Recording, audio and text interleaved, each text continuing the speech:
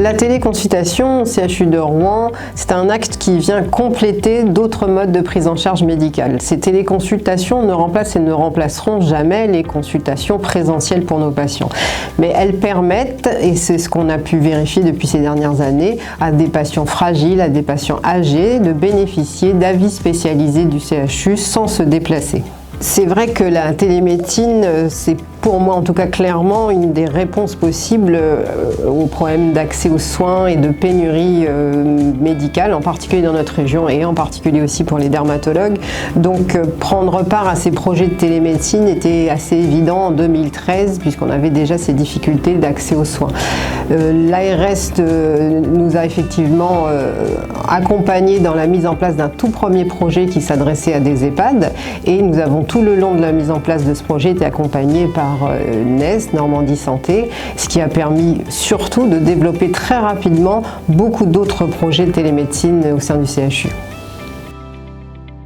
Dans le cadre des appels à projets lancés par l'Agence régionale de santé, nous avons accompagné le CHU de Rouen dans la mise en place de téléconsultations et de téléexpertises pour permettre d'accéder plus rapidement à l'avis médical pour les personnes âgées dans les structures.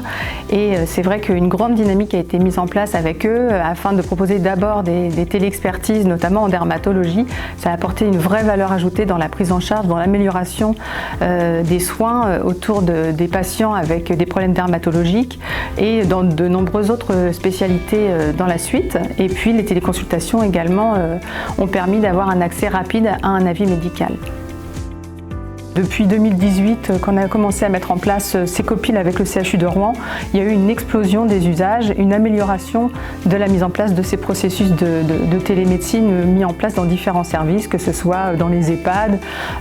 auprès des professionnels de ville ou encore pour les UXA dans les prisons. Donc il y a vraiment beaucoup de sujets sur lesquels on peut échanger, ça facilite de manière importante le flux d'informations dans un sens comme d'un autre, et puis après ça n'empêche pas l'envoi de mail, mais c'est vrai que de se voir présentiel ou en visio maintenant régulièrement également, ça permet de créer un lien plus fort.